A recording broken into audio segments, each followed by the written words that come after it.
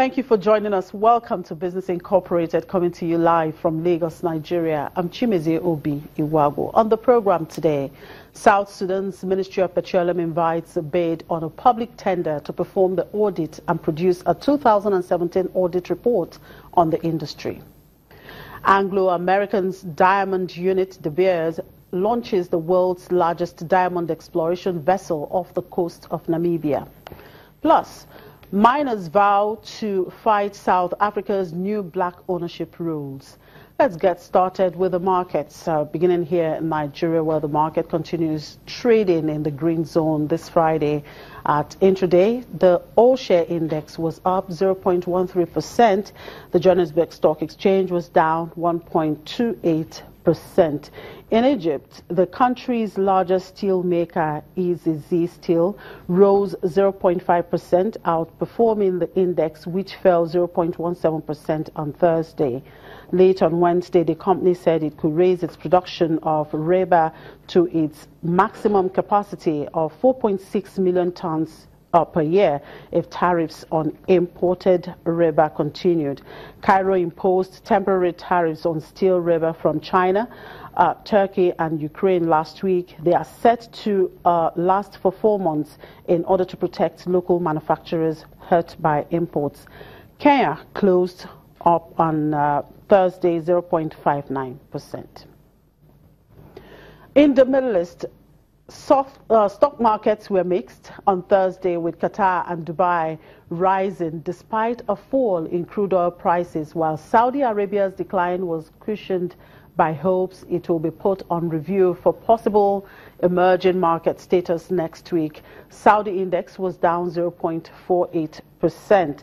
The Saudi Central Bank responded to the U.S. Federal Reserve's 25 basis point rate hike by lifting its reverse repo rate, at which commercial banks deposit money with the central bank by the same amount to 1.25%, but keeping its repo rate used to lend money to banks unchanged at 2%. In Abu Dhabi, Dana Gas was the most heavily traded share, surging 7.4%. The stock has sold 78% since the start of the month in unusual heavy trade. The index dropped 0.75%. The United Arab Emirates hiked key interest rates by 25 basis points, which is expected to hurt companies with large debts.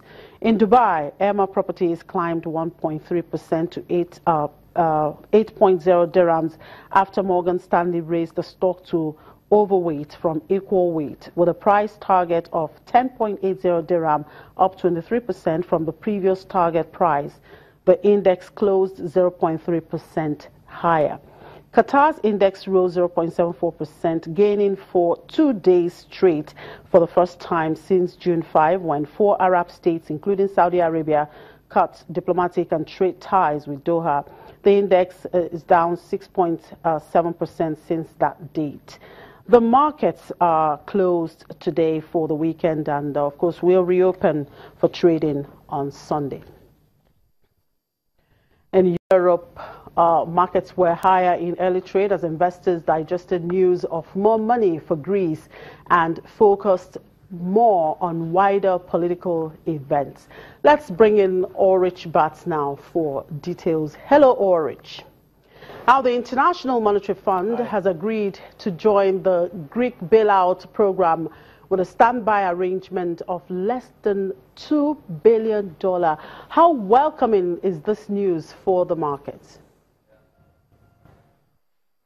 It's welcoming news that there was a deal reached. It's a bit of a surprise to people here. They thought that it would take longer to come up with such a solution. And a trader I talked to today who's on the bond side says that he sees this deal as without any alternative.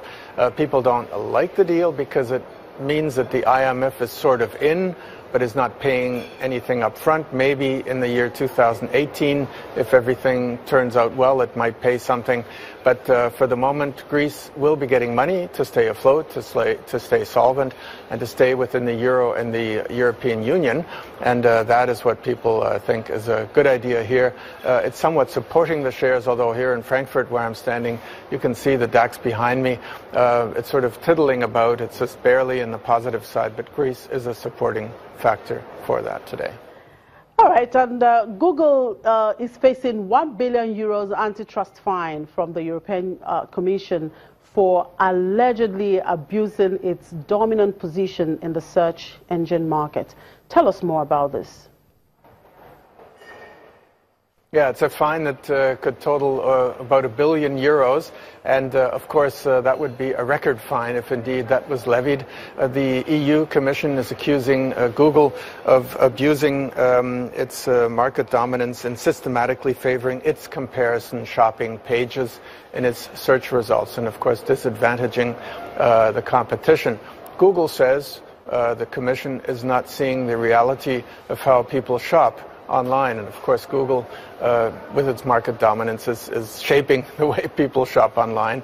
So in a way that's a circular argument. There's no compromise yet. The fine, the penalty is being threatened. Google, with its billions in reserves, should be able to weather that quite well, though. All right, the economic data coming in, of course, the Eurozone inflation, which shows a rise to 1.4% in final May. What does it mean for industries and consumers in the zone? Well, it means that it's actually a bit less expensive than it was in the month of April. The annualized inflation rate in the month of April was at 1.9%. Now it's about it's a half percentage point lower. So inflation is still there. Prices went up in May by 1.4%, but not quite as fast as the month before. That means that consumers and business are better off than before. Although you have to consider a lot of prices do go up anyways, and by a larger amount than 1.4%. But the overall picture is skewed, and it's very much influenced by the energy prices. Oil has come down in the past weeks, and that has seriously affected the inflation picture here. Oil, of course, while the inflation rate is good for the consumer here in the Eurozone, the oil price coming down is not good for the oil-producing nations or the companies involved with that. All right, Ulrich, it's been a wonderful week with you this week. Thank you and enjoy your weekend.